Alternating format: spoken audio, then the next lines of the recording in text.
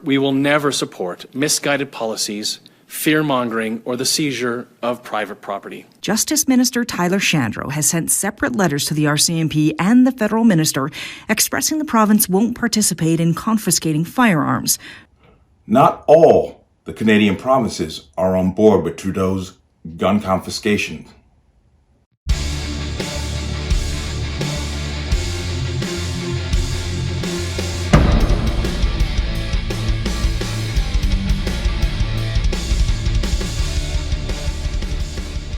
Welcome to another installment of Connecticut Gun Bans. Today's video is brought to you by P.A.N. Firearms, LLC, P.A.N. Firearms for NRA certification and multifaceted gun training. You can reach us at 203-300-6343 or use our website at www.panfirearmsllc.com. As always, there'll be a link in the description box below. Let's talk about this. As you know, and I've done several videos on this, Justin Trudeau, the dictator to the north, has basically, well, he started out by basically banning all handgun sales, which has led to gun stores in Canada selling out completely of all their handguns. But what also he has done was to literally ban through confiscation, I think it was 1,500 different, what he called military style weapons. Well, that has not gone over too well with a lot of the provinces. Not a lot, but enough of the provinces in Canada. As it stands now, 5 provinces in Canada have boldly stepped up and said, we are not going to do this. I'm going to play this video. This is the Alberta Prime Minister. And you saw a little clip of him in the beginning, but this is his response, and of course, some other news, and of course, you're going to hear the usual talking points from the opposition. But let's watch that real quick just for context. Those in the industry say they're being used as federal government scapegoats in a political controversy, and their opposition has triggered action by the provincial government. We will never support misguided policies, fear-mongering, or the seizure of private property. Justice Minister Tyler Shandro has sent separate letters to the RCMP and the federal minister expressing the province won't participate in confiscating firearms, nor will it offer any provincial resources to support the seizure of 30,000 firearms from Albertans. Alberta taxpayers pay over $750 million per year for the RCMP, and we will not tolerate taking officers off the streets in order to confiscate the property of law-abiding firearms owners. Earlier this year, the federal government banned all handguns in Canada. Existing owners will be allowed to keep their current handguns but can't sell them.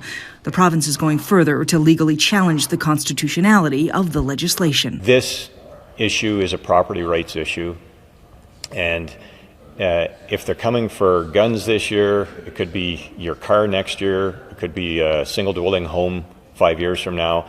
They're important issues, and politicians at some level have to be having a discussion. If the federal government won't, then perhaps the provincial governments can force them. But those in favor of gun control say the province is defying what they believe most Albertans want. It's more UCP posturing, bash the feds, whoever they are, and take political advantage of a situation that is certainly controversial, but again, most Canadians, most Albertans want to see the federal role strengthened in gun control.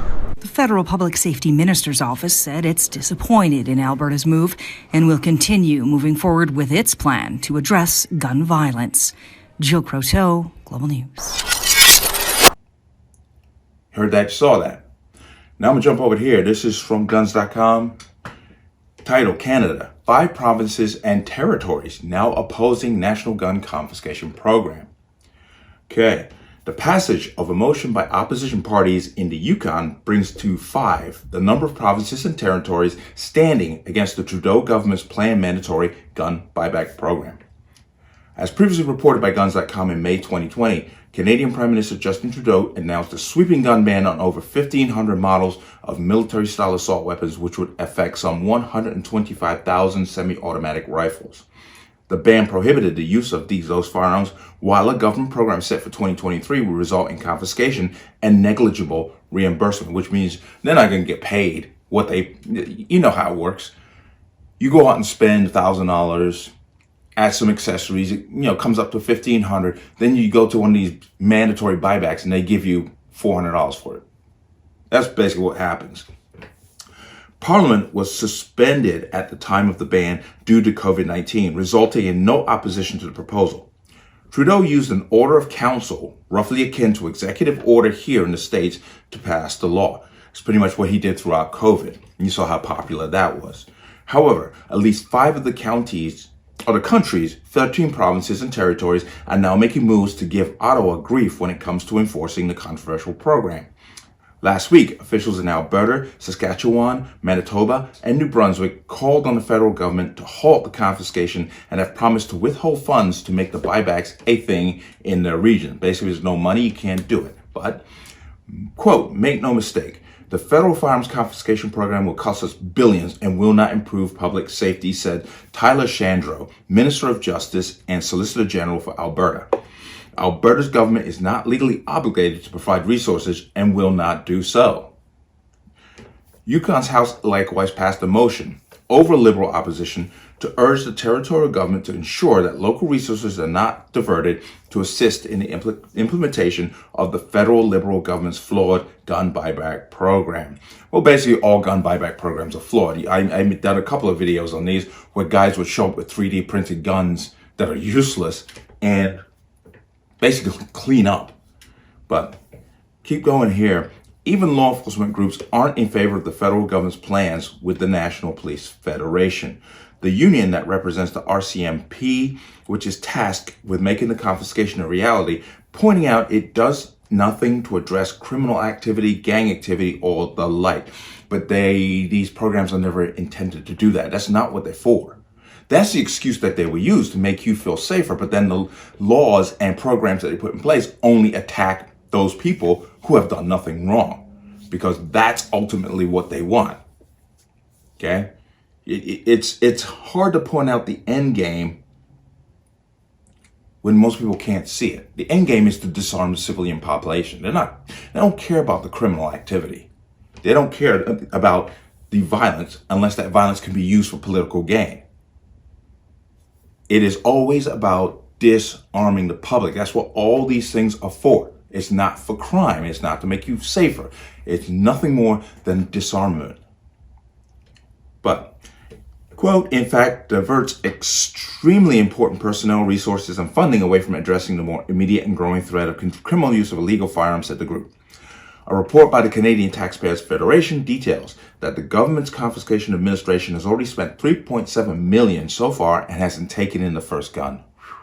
$3.7 million, and they have not taken in one firearm with that money. Wow. But the group further detailed that the nonpartisan parliamentary budget officer estimates reimbursing gun owners for outlaw firearms will cost up to $756 million alone. I figured that does not include administrative or staffing costs. Wow, so it's going to be billion and a half at the end of it all. This is almost 4 times the amount the Liberal government estimated the program would require. Well, here's the problem with government programs. When they give you a number, specifically when a government is running a program, when they give you a number, you might as well triple that right away. Whatever they tell you, triple it. Government is the most inefficient way to spend money. We've seen that time and time again. Why are we surprised? But, quote, Trudeau needs to cut his losses and put an end to this ineffective and expensive policy, said Franco Terrazino, the federal director of the CTF. The people protecting us say the gun ban and buyback won't make Canadians safer, and taxpayers don't need another government-funded program that wastes our money. Truth, preach. Gun buybacks don't work because they don't reduce crime. And it's going to be interesting to see how this is going to play out, because the RCMP obviously is a federal, as far as the country of Canada is concerned, is a federal ideal.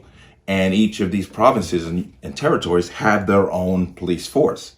So this is going to be interesting. Is Trudeau going to, Trudeau's a dictator. Let me be clear about that. He is a power monger, and there's no doubt that he will do whatever he has to to get what he wants. Even like that spoiled child has been told no. He doesn't like that. So it's going to be interesting to see if he's going to cut the Royal Canadian Mounted Police basically loose on these, territories and provinces to force them to go through with this. This is going to be interesting. And we got to watch this closely. But, like I said, gun buybacks, are worthless. And ultimately, the goal is to disarm the citizenry. And I'm sure that the gun anti-gun idiots here, I'm calling them idiots because they are. I'm sorry. You think that bans somehow, is an answer to crime? Well, you're an idiot. You're an idiot, plain and simple. And I'm sure they're praising this whole move by Trudeau down there, as Biden has basically come out and said what Trudeau is doing is great. Let's keep an eye on this. This is the kind of the evolution from Trudeau making this ban to basically a rebellion of a sort from these provinces saying, we're not enforcing this. Let's see what happens. But Canadians, you got to take care of your business. Next election cycle, get rid of these people. They're not helping you. They're helping themselves. But let me know what you think. As always, you can leave your comments in the comment section below. And as always, any statements of violence or statements that lead to violence will be removed. Please like, share, comment, subscribe. Don't forget to hit that notification bell so you're notified the next time a video goes live. I'll see you on the next one. Peace.